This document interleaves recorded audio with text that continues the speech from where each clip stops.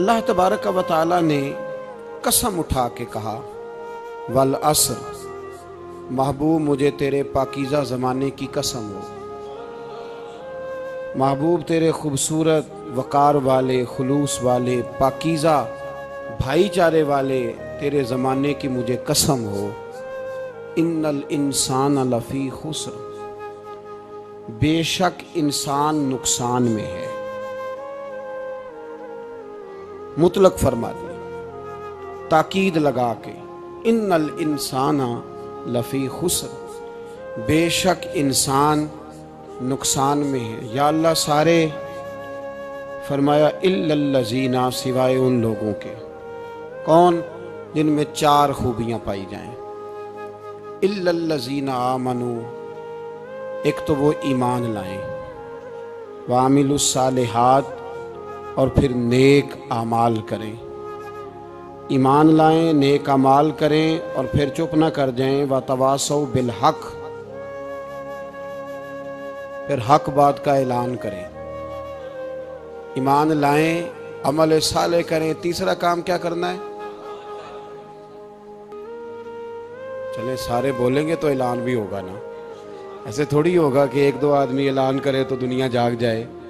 حق بات کا اعلان کرنا ہے۔ ایمان لانے کے بعد، عمل صالح کرنے کے بعد تیسرا حکم کیا ہے؟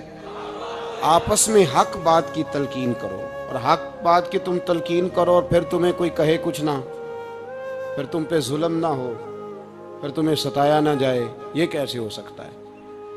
پھر تم بڑے پاک صاحبزادے، پیرزادے، علامہ صاحب، سیاستدان، بیوروکریٹ بن کے بڑی ایک طرف ہو کہ آرام سے زندگی گزارو سارے، تم یہ کیسے ہو سکتا ہے؟ وتواصوا بالحق، جب تم حق بات کی نصیحت کرو گے پھر تکلیف آئے گی، پھر کیا کرنا ہے؟ وتواصوا بالصبر، پھر ایک دوسرے کو صبر کی نصیحت بھی کرنی ہے۔ وتواصوا بالحق، ایمان لانے کے بعد، عمل صالح کرنے کے بعد تیسرا کام کیا کرنا ہے؟ ایک دوسرے کو حق بات کی نصیحت کریں، اور پھر رستے میں تکلیف آئے گی، آزمائش آئے گی، پھر کیا کریں؟ وتواصوا بالصبر، پھر صبر کی تلقین بھی کریں۔ یہ قرآن مجید نے 4 شرطیں لگائیں، فرمایا جس بندے میں یہ 4 خوبیاں پائی جائیں گی اسے اللہ کامیابی عطا فرمائے گا۔ مسلمان کی سوچ کے خلاف ہے یہ بات، یہ قرآن کی فکر کے خلاف ہے کہ اپنی فکر کرو، برما کے لیے، کشمیر کے لیے، فلسطین کے لیے بات نہ کرو، اپنی فکر کرو۔ یہ قرآن کی سوچ کے خلاف ہے، یہ قرآن کے پیغام کے خلاف ہے، اس لیے کہ اگر صرف اپنی بات ہوتی تو آمنو اور عاملوا الصالحات پہ بات ختم ہو گئی ہوتی، پھر بات آگے نہ چلتی۔ جب کہا گیا وتواصوا بالحق، حق بات کی تلقین کرنی ہے۔ اگر بات صرف اپنی ذات کی ہوتی تو ٹھیک ہو گیا تھا، نماز پڑھی، روزہ رکھا، حج کیا، ختم ہو گئی، لیکن میرے نبی پاک صلی اللہ تعالی علیہ وسلم نے ارشاد فرمایا، ایک بستی میں 2 3 4 نیک لوگ رہتے تھے۔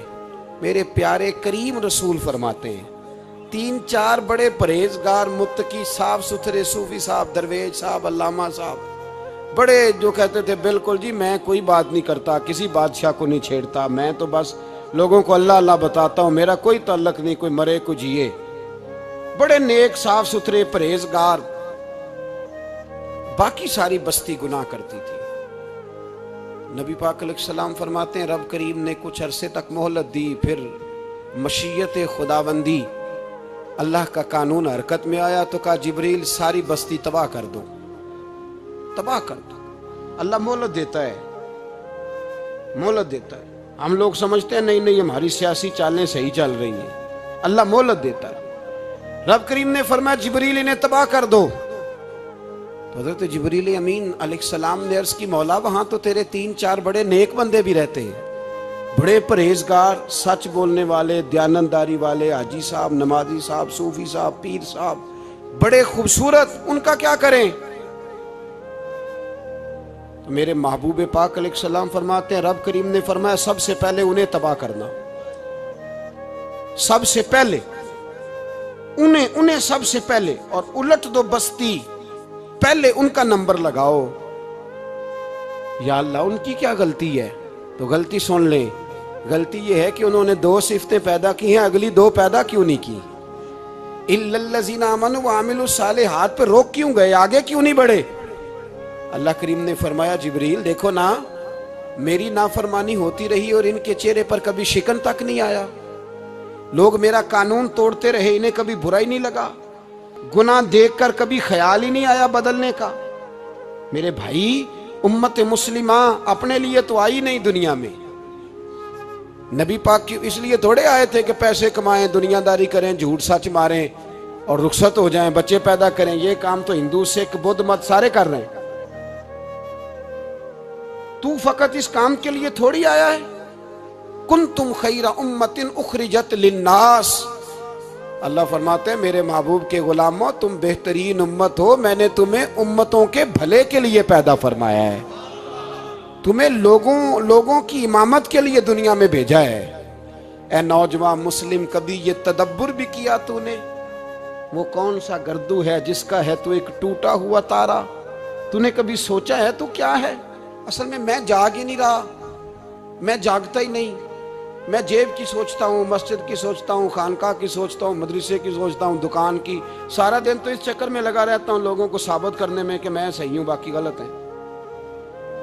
میں تو اپنی ذات کے خول سے اٹھ ہی نہیں رہا، اور مجھے یہ اندازہ ہی نہیں کہ لیبیا سارا کٹ گیا، مصر کے ٹکڑے ٹکڑے ہو گئے، مجھے پتہ ہی نہیں کہ شام، جس کے بارے میں میرے نبی پاک علیہ السلام نے فرمایا مکے اور مدینے کے بعد اللہ نے سب سے زیادہ برکتیں ملک شام میں رکھی ہے، اور حضور نے فرمایا جس نے ہجرت کرنی ہو وہ شام جائے، اتنا اعلیٰ ملک سارا کٹ گیا۔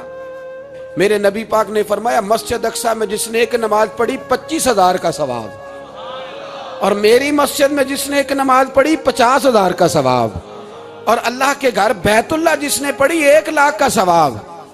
مسجد اقصی کا تو ذکر ہی چھوڑ گیا ہے، کیوں؟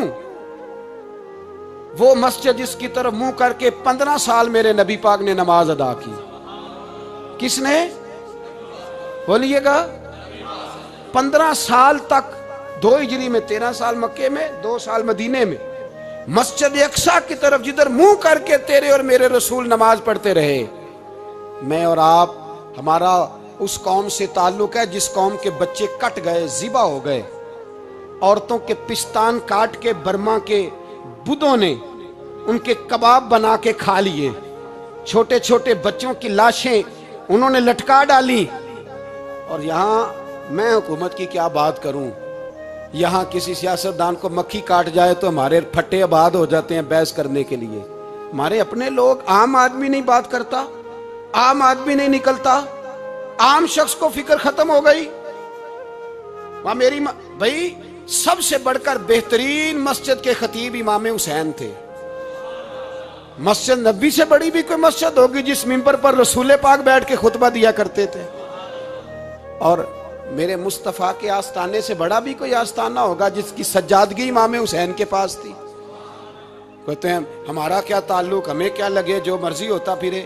امام علی مقام آرام سے مسجد نبی میں بیٹھے تھے، زمانہ پوری دنیا سے جاتا تھا، ہاتھ چومتا تھا، قدموں میں بیٹھتا تھا۔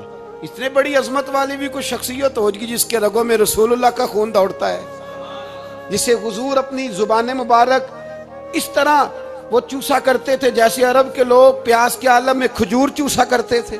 اتنا بڑا بھی کچھ شخص تھا، لیکن جب دین پہ کڑا وقت آیا تو حسین نے مسجد کی خطابت نہیں بچائی، آستانہ نہیں بچایا۔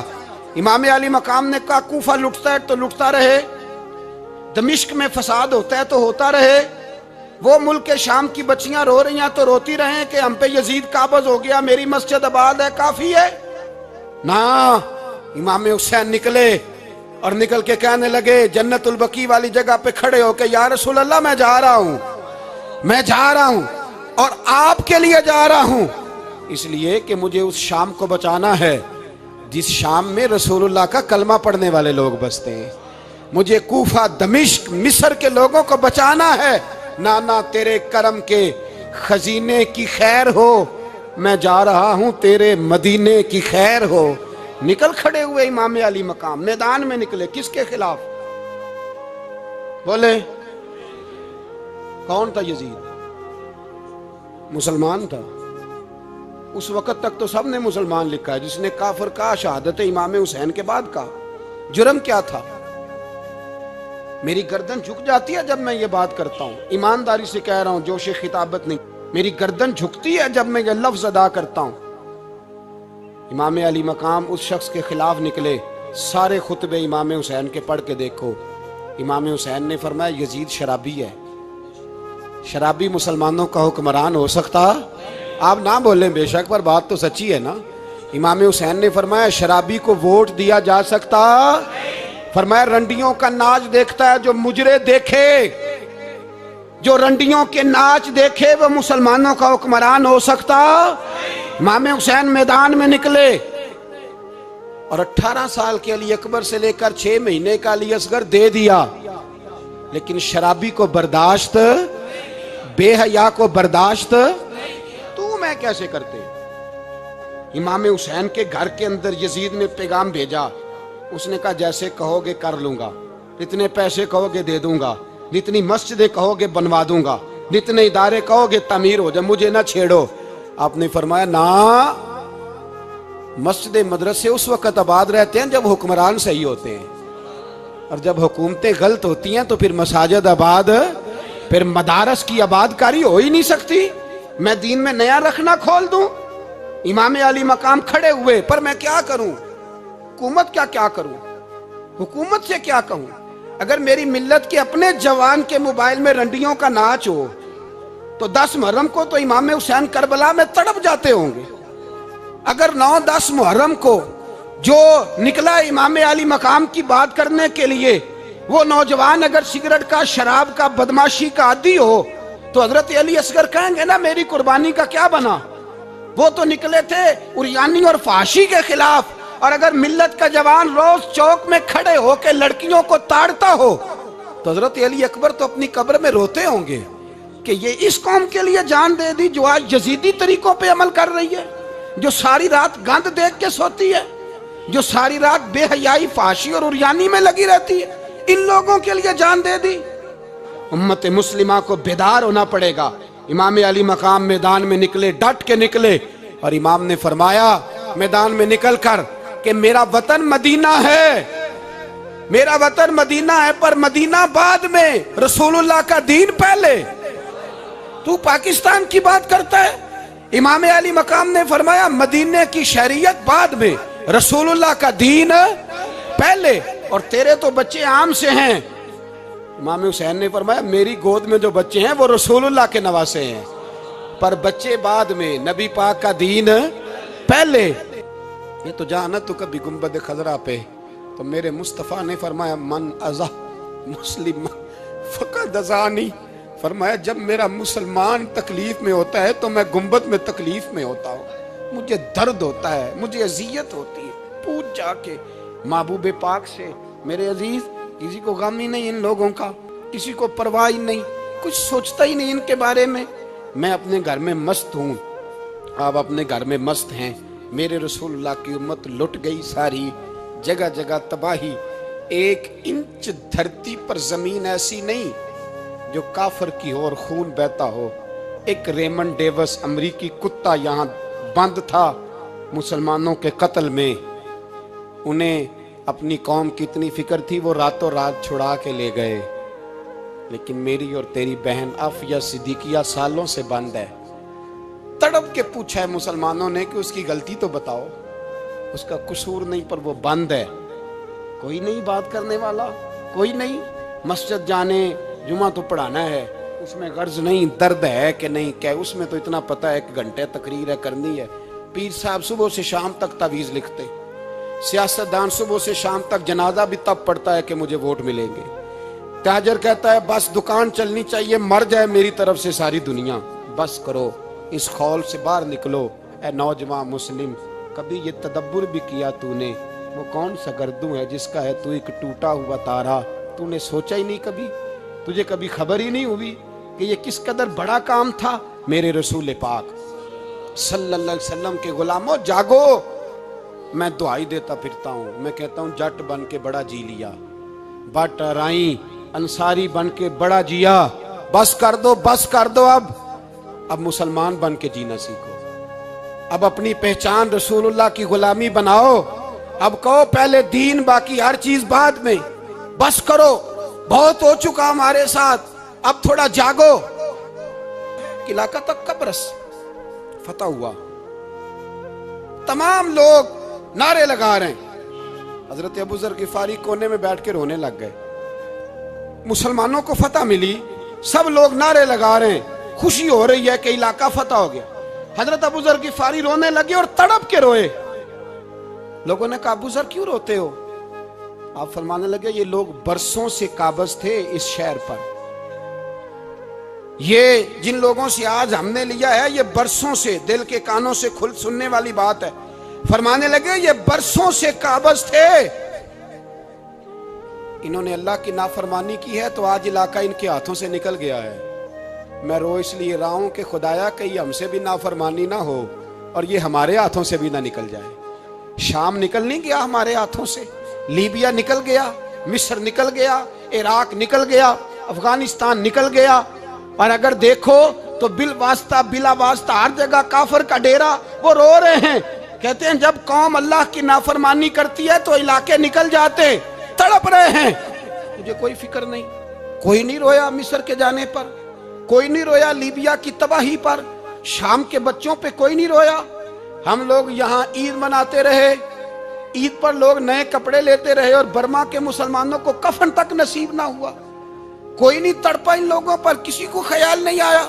صاحب امام علی مقام کی فکر کو سمجھو, اس پر غور کرو, بس کر دو, نیند بڑی لمبی ہو گئی, اب اٹھو اس بیداری سے, اٹھو.